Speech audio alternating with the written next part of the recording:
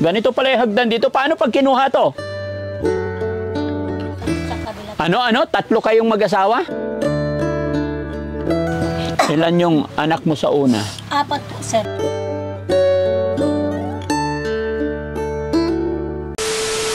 Hello po. Sir. Sino po si Nanay Daisy? Ako po, sir. Ay, kayo po. Tuloy po. Kumusta po kayo dyan? Islam po, sir. Tuloy po. Ito bahay nyo? Opo, sir. Ilan kayo nakatira dyan? Bali, ano po, sir. 3 lang kami mag-asawa, tapos yung mga anak ko dun sa kabila. Ano? Tatlo kayong mag-asawa? Hindi, yung asawa ko po tsaka yung anak ko maliit. Akala ko tatlo yung asawa mo dyan. Hindi po, sir. Oh, pwede ba umakyat? Po, sir. Tuloy po kayo, sir. Kasi na po kayo ta. Ganito yung bahay namin po. Okay lang. Nabubuhat pala tong hagdan. No? Ganito pala yung hagdan dito. Paano pag kinuha to? Doon po sa kabila po, sir. Sa may upuan po, sir. Kasi dapat pinapako mo yung hagdan mo. Paano pag kinuha nila, hindi na kayo makaakyat? Diskarte naman po, sir, dyan. May upuan. Uy, ibang klase, oh. Tingnan nyo yung hagdan, oh. Nalilipat. Pwede pala yun? Sige, akyat ako, ma'am, ha? Sige po, sir. Tuloy po kayo, sir. Hop. Oh. Pasensya na po kayo dito sa bahay namin, sir. Ha? Pasensya na po kayo sa bahay namin. Okay lang. May exit pa dyan. Ito lang po, sir. Ayan na, exit. Opo, sir. Paano yan? Patingin? Pagka ano po, sir, umuulan, di kami Ay, pusang gala. Kortina lang. Opo, sir. Walang pa. Dyan kayo lumalabas. Opo, sir. Pagka umaambon po. Pagpasok dito talaga. Opo, sir. Paano pag gabi may pumasok dyan? Wala naman po siguro, sir. Wala naman. Opo, sir. Ilang taon na po kayo, Nay? 37 po, sir. 37. Sir. Anak nyo. Opo, sir. Ilang buwan na yan? Magtatatlong buwan itong 27, sir. 3 months pa lang? Yes, sir. Oh, babe pa. Bakit walang sapin sa ulo? Ganyan lang, ayaw niya, sir, na ano, may ganyan. Oh, bakit? Wala po kaming electric fan, sir. Nakikamit lang po kami ng ilaw. Nay, ako po si Daddy Frankie. Yes po, sir. Kilala niyo si Daddy Frankie? Opo, sir, sa cellphone po, sir. Nakilala niyo sa cellphone? Opo. Oh. Palagi kami nanonood sa cellphone. Bakit? Wala, para ano, sana, sabi nga namin, sir. Sana matulungan po kami. Ay, bakit? Ano bang problema ni Nanay? Sa hirap ng buhay po, sir. Ha? Sa hirap ng buhay po, sir. Bakit mo nasabing mahirap? Ano bang nangyayari sa inyo? Bakit mahirap? Pwede ba ikwento mo sa akin? Pwede ba tayo umupo? Opo, Ha? sir. Ha? Opo, sir. Saan tayo? Pwede dito? Dito po, sir. Ganun. Dito. Daupo tayo. Yan. Yan. Ana, ako magduyan ng baby. Mamahilo yan eh. Dahan-dahan lang. Sige. Yung anak mo, babae? Laki po, sir. Lalaki. Ilan na ba anak mo? Pang-anim po, sir. Pang-anim po. Pang-anim to. Ay, marami ka ng anak. Sa una po, sir. May anak ako sa una. Ilan yung anak mo sa una? 4 po, sir. Tapos sa pangalawa? Sa pangalawa po, 1 po, sir. So 5. Opo. Ito yon. Pangatlo po ito, sir. Sa pangatlong asawa to. Opo, sir.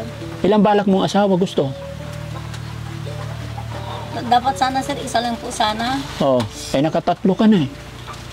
Pero ito, ulas na talaga to sabi ko sa buhay ko, sir. Oo, sabi mo sa buhay mo, last na to. Opo, sir. O, bakit umiiyak si ate? Bakit mo nasabing mahirap ang buhay?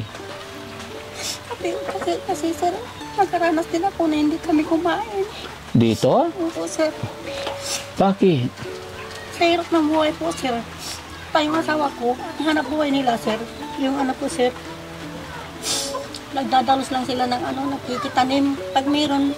Pag wala din, sir. Doon lang. Sa bukid lang. Opo, sir. Tapos wala naman din akong diskarte dito sa kanila. Hindi naman ako taga dito, sir. Taga saan ka ba? Taga Bimali po, sir.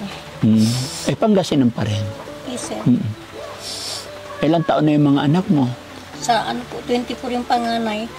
Tapos yung pangalawa, 20. Pangatlo, 19. Malalaki na. Tapos pang-apat, 15. 14 yung third yung bunso. Ang unang asawa ko po, sir, ang hanap buhay niya, construction worker. Oo. Hindi naman ako, doon, hirap sa buhay din sana, sir, doon na Oo. Tapos nagkumikita din ako. Ang pinag-anuhan lang namin, sir, may kontrata siya na ano pa ko na bahay. Nilihim niya sa akin. Oo. Yung kontrata niya na nakita niya doon, pinangwaldas ng mga barkada niya. Oo. Sabi ko, isipin mo muna yung mga pamilya natin, ang mga anak natin, bagong barkada ka ko. Wala, mas pinili yung barkada niya. Kaya pinalayas ko, sir. Tapos, ayun, nung inawanan kami, kutos tayo kami, wala kaming kaila-ilaw, sir. Kaya ako nung, sir, na ano, tapos nung ano, nagbubuti ako, nagangalakal po, sir, na ano, tapos natitinda ng balot ng hapon, pagkagabi.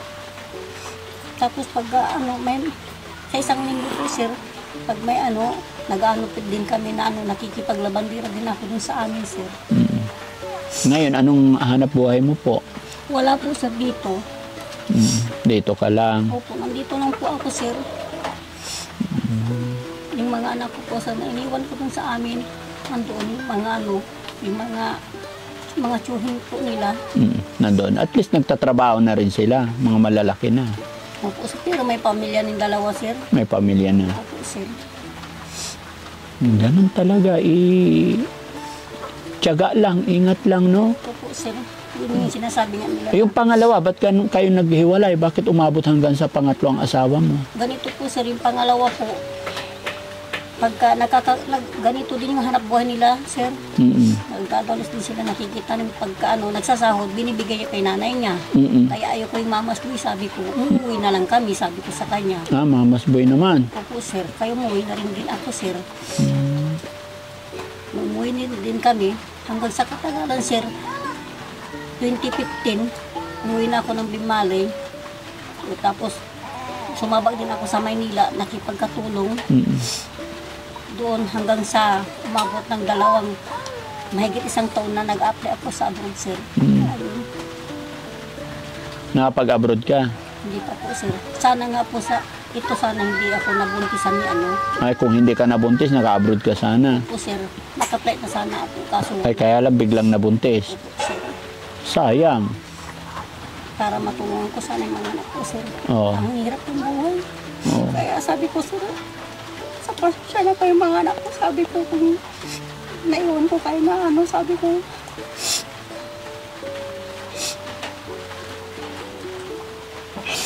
tapos dito, sir, ang karanasan ko, hindi kami kumain doon na isang araw.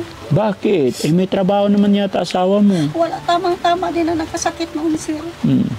Tapos yung mga anak niya, wala din trabaho, sir. At halos nakasabay sila nakasakit, sir. Kaya wala. Nangutang na lang ako ng ano. Walang magpapautang sa amin dito. Walang trabaho. Walang magpapautang dito kahit pansaing lang? Wala po, sir. Bakit? Kahit 5 gatang lang na bigas? Opo, sir. Hindi sila magpapautang sa dito. Kahit ano. Sabi ko nga, iba dito, tsaka iba dun sa amin, sabi ko.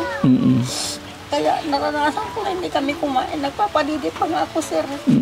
Kaya wala kami pambiling gatas. Paano yun? Paano pag hindi kayo kakain? Kaya ba yun? Isang araw walang kain? Hindi sa isang ano lang, sir. Kainan, sir. Opo. Nagpalipas ng kain. Oo, nagpalipas lang po kami ng kain. Tapos may nagpahapo na buhangin, sir. Ako naglagay sa sako, binigyan ako ng 3 kilong bigas. Yun ang pinagsaing ko. Sa hirap ng buhay, sir.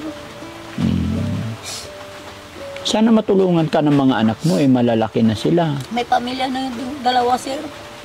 Kahit may pamilya, kung sila yung nakakaluwag, text mo man lang, bigyan nyo akong bigas o padala nyo yung Gcash, wala akong pangsaing. Nung sir, nagbigay yung anak ko, lalaki po, sir. Pero sa yung anak kong babae, hindi pa ako makapagbigay, kasi hirap din dito, sabi sa akin. Kano bigay ng anak mo? Nung nagbigay siya ng 500 lang po, sir. Sayang din na pambilang 5 kilong bigas ka ako. 10 kilo. Okay. Sana hindi na madagdagan hindi na maging 4 yung asawa mo. Opo, sir. Para makarecover na ba? Opo, sir. So, nasaan ngayon yung asawa mo? Nasa po, sir, nandoon naghahanap ng trabaho. Naghahanap ng trabaho? Opo, yung magpapatanim po, sir. Bakit walang regular na trabaho? Bakit hindi maghanap ng trabahong regular, yung araw-araw meron? Wala po, sir. Pagka ano, may magtatawag lang sila. By schedule po, sir, na ano, time-time na ano. Kaya nga, kung yon hindi na asahan na everyday, di dapat maghanap ng trabaho na everyday para nakakapag-ipon kayo. Wala din kami hindi rin kami makaipon, sir. Pagka ganito din sabi ko ilan ng mga anak na kasama namin, sir. Siya may asawa, ay may anak din siya. Opo, sir. Tapos ilan na anak niya? Una po, sir, may anak siya sa una, 7 po. 7. Opo. Tapos sa pangalawa? Sa pangalawa, wala po, napagod niya. Tapos hindi na siya sinipot, hindi na siya binalikan. Iba nang binalikan ng Tapos ikaw asawa niya rin, kasawa ka niya pangatlo. Opo, sir. Ay tapos yung asawa mo rin 3. Opo, sir. Ay mahilig kayo mag-asawa. No? 3 asawa niya, 3 asawa mo, 6 kayo lahat. Bakit ganun? Iwan po, sir. Siguro, sabi ko sa buhay ko, sir, baka destiny ko na dito, sir, sabi ko. Destiny rin. Maaring kapalaran din. Kapalaran po. Pero sana hindi na maging 4, no? Opo, sir. So, yung anak ng asawa mo, kasama nyo rin sila lahat. Yung anak ng asawa ko, kasama namin po. Yung mga anak ko, hindi namin kasama. Hindi na. Makati ulo ko. Sana all maraming asawa. Paano ba yan? Pero Nay, ilan taon ba yung asawa mo ngayon? 48 po, sir. 48. Dapat maghanap ng maayos na yung regular na trabaho para araw-araw. Kung kahit sweldo natin halimbawa 500, alangan na ubusin mo yung 500 araw-araw, di ba? Kung 500, i-budget natin yung 300, may nakatagong 200. Bukas ulit may 500, 300 budget, o di may 400 ka na ipon. Para pag dumating yung time na walang trabaho, may madudukot. Opo, sir. Pagka din, sir, dito, pagka naghahanap buhay sila, sa isang linggo, sa isang bisis lang po. Kaya nga, dapat maghanap ng trabaho talaga. Kasi pag ganun, hintayin mo lang yung kung kailan may patanim, wala talaga mangyayari. Kaya, ang ulam nga namin kagabi, sir, yung kamatis po. Kamatis. Nilagyan ng soy po. Toyo. Po. Ngayong lunch, ngayong tanghali. Hindi na kami kumain, sir. Bakit? Walang ulam, sir. Walang ulam. Hindi ba kayo nanghihina pag walang kain?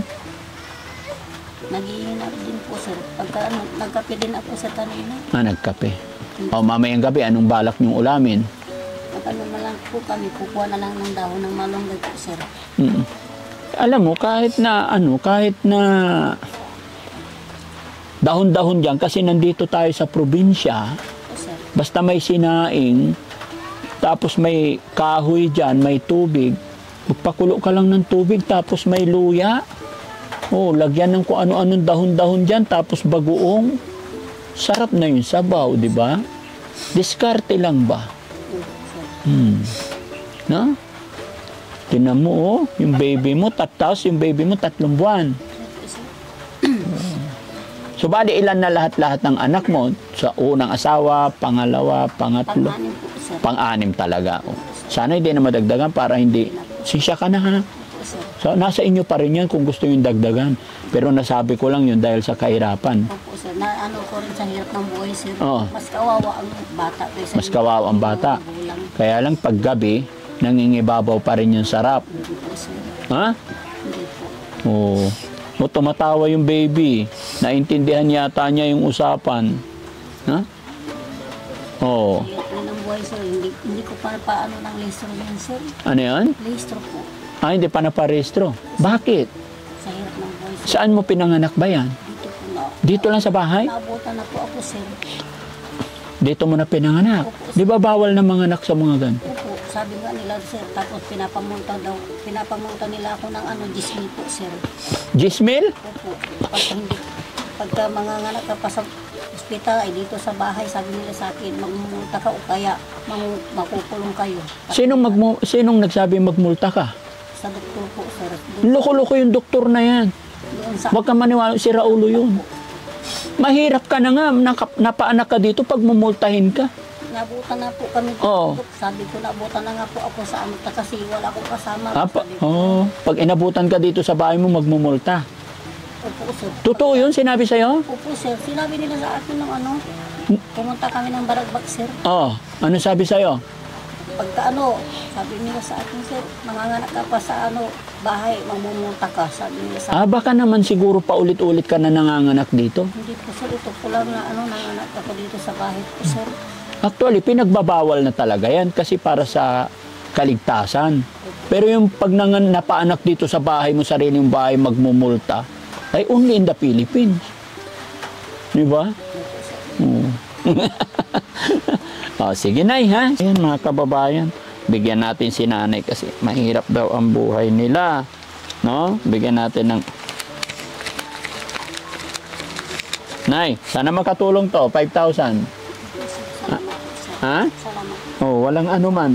Ano gagawin mo sa 5,000? Pambili na lang po ng ano, bigas po, sir, tsaka ulam po. Oh, bilhin nyo ng mga pangailangan lalong-lalo na sa anak mo. 3 months pa lang, oh. Walang sapin, umuulan, malamig. Mag-iingat kayo. Tapos gusto ko sana magpalitan yung ano, dingding po namin, sir. Palitan mo yung dingding. Kasi wala po kami pambili. Wala kayong pambili. Po, yung pagkatapos na, sir, pumunta dito. Mm-mm. Umulan, sir.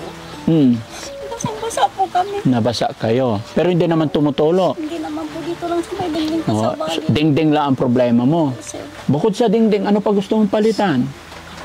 Yung kahoy po, sir. Yumuyuga-yuga na rin po. Ay, paano mo nalaman umuyuga sa gabi? Hindi po, sir. Pagka umaakit yung mga bata, tapos niyuyuga nila. Patingin? Ay, oo nga, oh, pag ganito, umuuga. Malakas po ang hangin po. Sir. Malakas ang hangin. Ang inaano po, baka biglang ano yung ano. Baka naman malakas yung asawa mo maglaro sa gabi. Po, sir. Kasi ang laki naman ng poste, oh, kita ko. Pero maalog nga, guys. Oo. Sige ate, hayaan mo, pagbalik namin ha. Tignan natin. Tsaka ano lang, magsikap tayo ha. Malalakas pa kayo eh. Malakas pa yung asawa mo. Pray, magdasal tayo kay God, and then, magsikap. Magtabi-tabi tayo, okay? Sir. Ano pangalan mo ulit? DC po, Pere po, sir. Daisy Ferrer. Ilan kayong magkakapatid? Marami po. Ilan? 11 po, pero namatay na yung 2 po, sir. Puro may Nanay, tatay mo nasaan? patay na po. Patay na rin. Agad po kami na ulila sa magulang, sir. Nakapag-aral ka ba? Ano lang po. Grade 6 lang po. Grade 6 yung asawa mo? Yung dati po. Hindi, ngayon. Hindi ko po alam, sir. High school ata, sir. Ano ba yan? Asawa mo, hindi mo alam kung... Hindi ko po alam, sir. Hindi mo in-interview bago mo siya asawahin? Hindi na po, sir. Paano kayo nag-asawahan? Nagtinginan lang. Nag-ano lang kami sa ano po, sir. Facebook po. Nagkakilala kayo sa Facebook. Opo, sir. Paano simula nyo sa Facebook? Ano lang po. Inapsit niya ako sa ano po, Facebook. In-accept ka? Ikaw ang nag-request friend sa kanya? Siya po ang In-accept mo siya? Opo, sir. Pagka-accept mo sa kanya, Hindi ko naman din akalain na hindi ko rin nausisa yung ganito yung buhay niya po. oo. May mga anak din siya na kagaya po. Ano ba sabi niya nung una sa'yo? Aksipin mo ko, aksipin kita, kamo rin. Hindi po, sir. Paano kayo nagsimula? Basta sa ano lang po, sir, sa Facebook lang. Sa Facebook lang. Dapat kinilala mo muna. Hindi mo alam kung ano yung ano niya. Pero okay naman kayong dalawa. Kumusta naman pagmamahalan? Okay lang po, sir. Hindi naman din kami nag-aaway. Oh, very good. Pero pagka sinasabi ko na ano, kung may ano ka sa akin, sabi ko, sabihin mo lang na masinsinan mo, huwag yung pataasan ng boses, sabi ko. Opo. Kasi kahit ganito yung buhay natin, basta huwag tayo mag-aaway, sabi ko. Tama. Kung ano yung meron, Ang buhay mag-asawa kasi kailangan nag-uunawaan lagi. Hindi pwede nag-aaway, no? sir. Sige nay ha, salamat. Salamat. Pasensya ka na sa akin ha. Pasensya na din po kayo sa bahay namin. Ay, hindi. Okay na. Huwag kang humingi ng pasensya sa amin. Ganun talaga. Ang akin lang, payo ko lang sa'yo, magsikap, mag-ipon.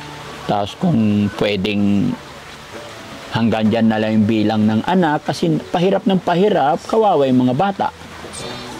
Sige. So, ayan mga kababayan, mga kabarangay. Nakita lang namin si Nanay Daisy dito na eto, ganito yung sitwasyon ng kanilang buhay. No? So, maraming salamat po at isa na naman kababayan natin ang ating naabutan ng kaunting tulong pinansyal. God bless po sa atin lahat. Thank you po.